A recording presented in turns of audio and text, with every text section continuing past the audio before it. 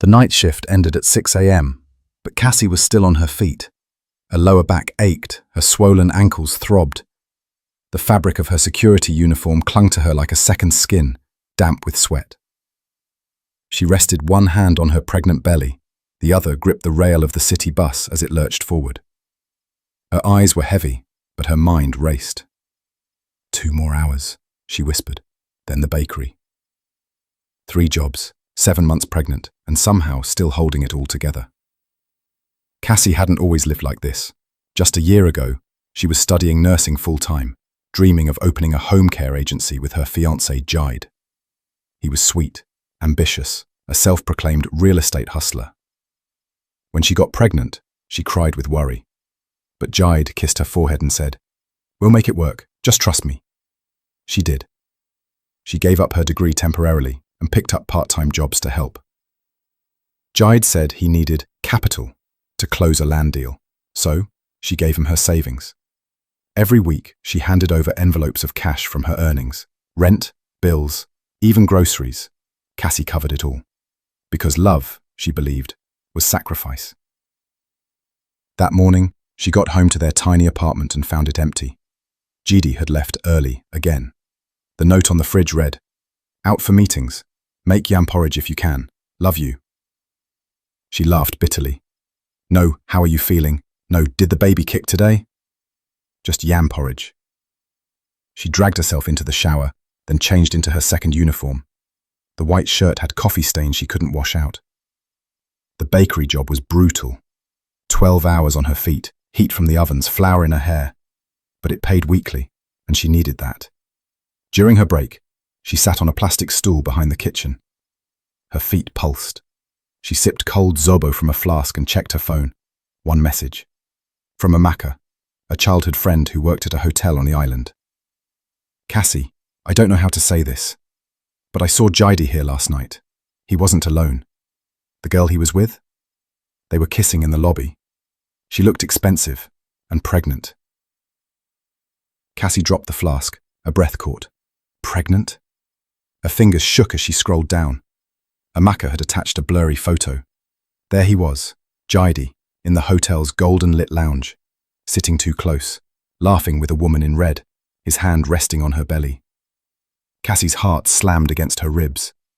Not just rage, humiliation, confusion, pain. Then something shifted inside her. She didn't cry. She didn't scream. She stared at the photo, jaw clenched, eyes dry, and then she whispered, "Okay." But it wasn't a surrender, it was a promise, because she wasn't going to walk away, not yet. She was going to make him pay.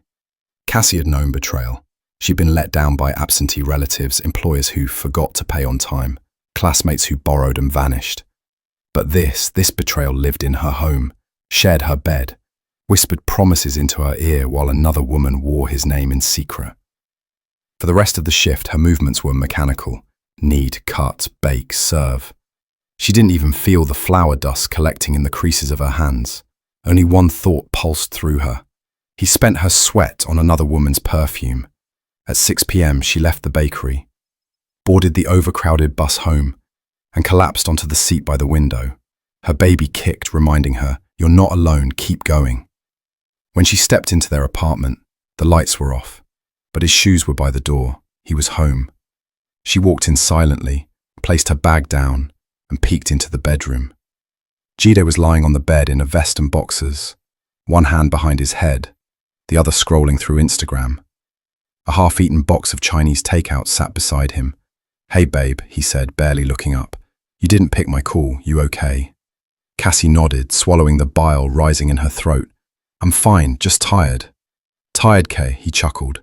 "You're always tired these days. Maybe maternity leave is calling you." She forced a smile. Maybe. She watched him from the doorway. The man who promised forever, the man who now fed lies to 2 women and called it love. "You eat?" she asked. "Yeah, I ordered something small from Golden Chop. Don't stress tonight." He meant it as kindness. She heard it as guilt. Cassie went into the kitchen, poured water into a kettle and leaned against the sink. Her eyes fixed on nothing.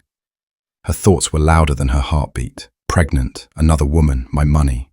She remembered the first job she took. cleaning an office building overnight. She'd mopped floors while her stomach grew, while security guards gave her pitying looks, and she'd handed that money to Jide, faithfully.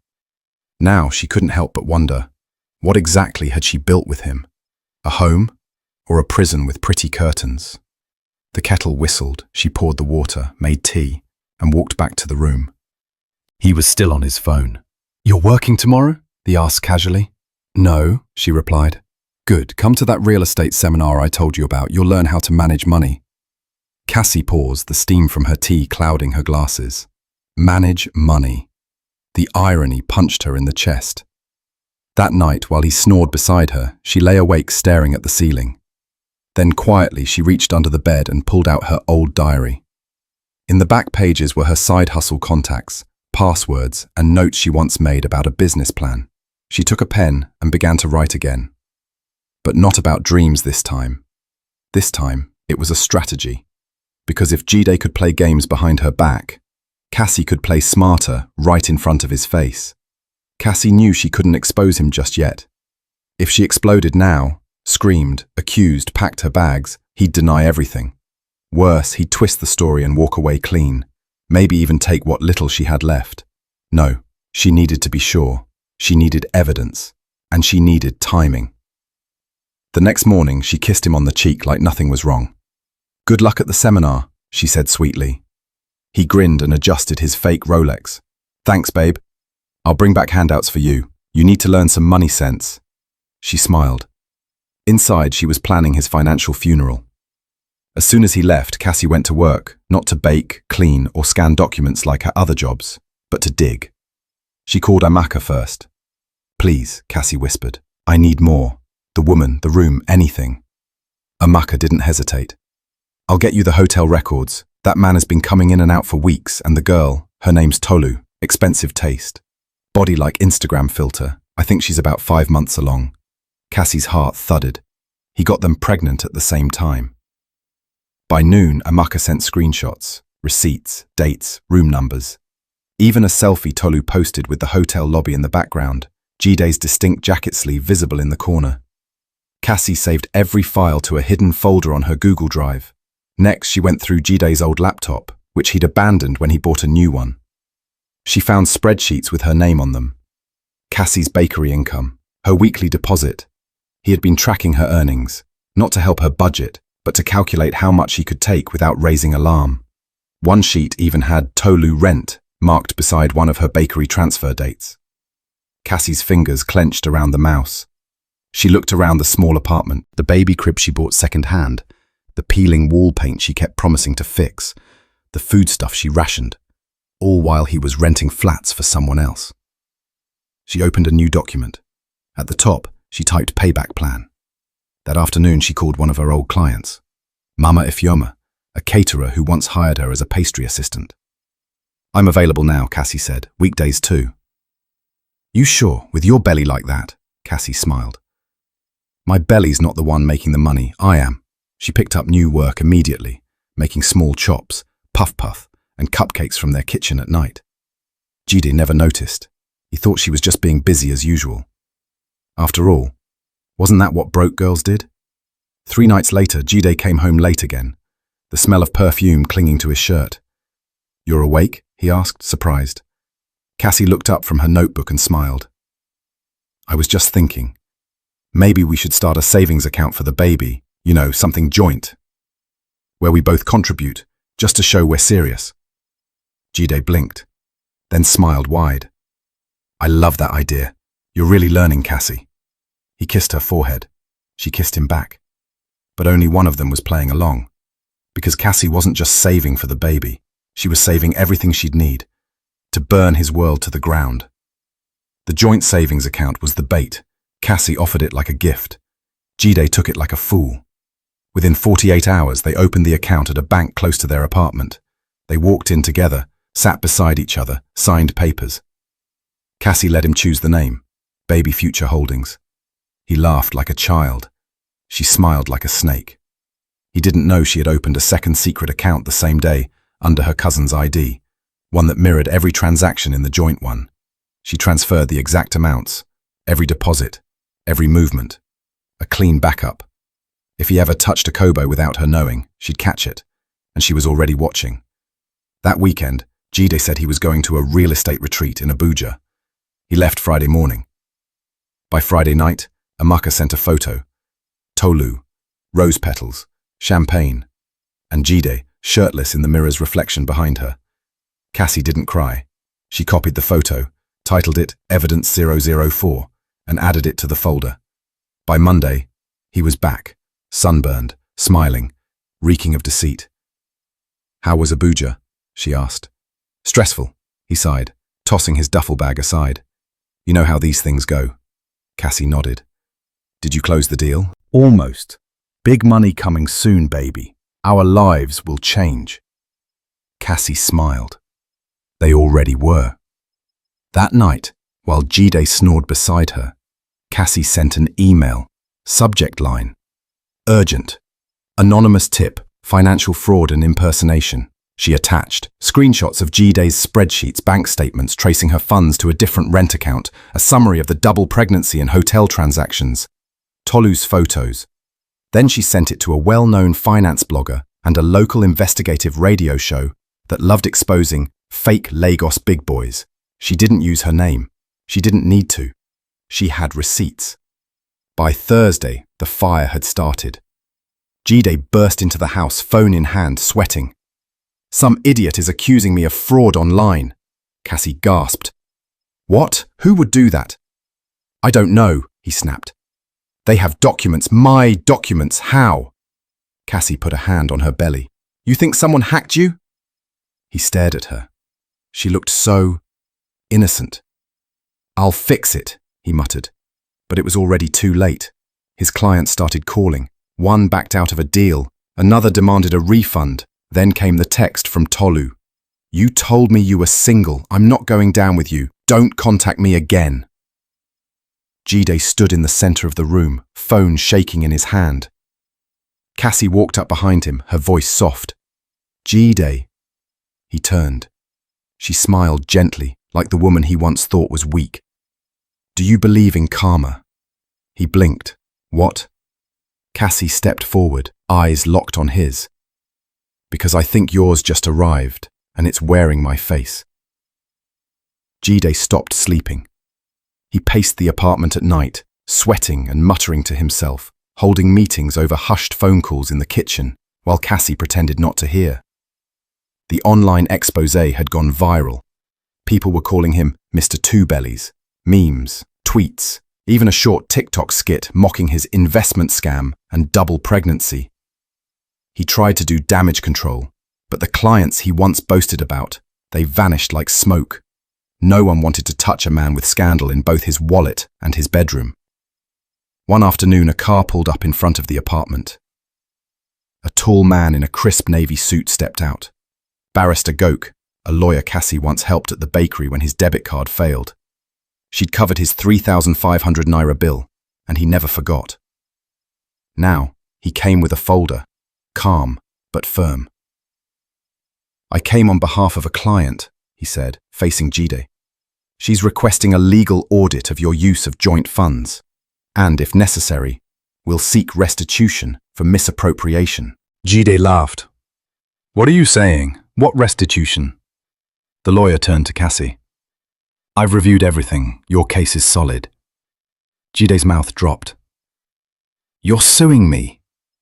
he barked. Cassie didn't flinch. "I'm protecting what's mine. What's ours?" She rubbed her belly. "Remember?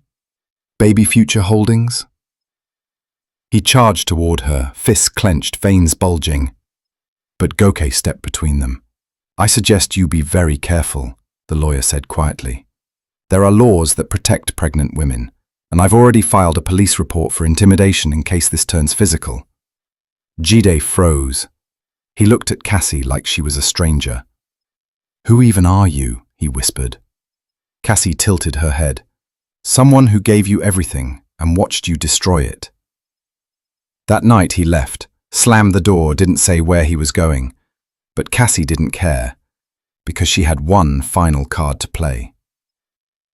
The next day she took her flash drive and met with a financial reporter at a cafe in Surulere. She laid out everything: G-Day's schemes, the pregnancy overlap, the misuse of funds, the paper trail. But she asked for one condition. "Don't publish my name, not yet." The reporter agreed.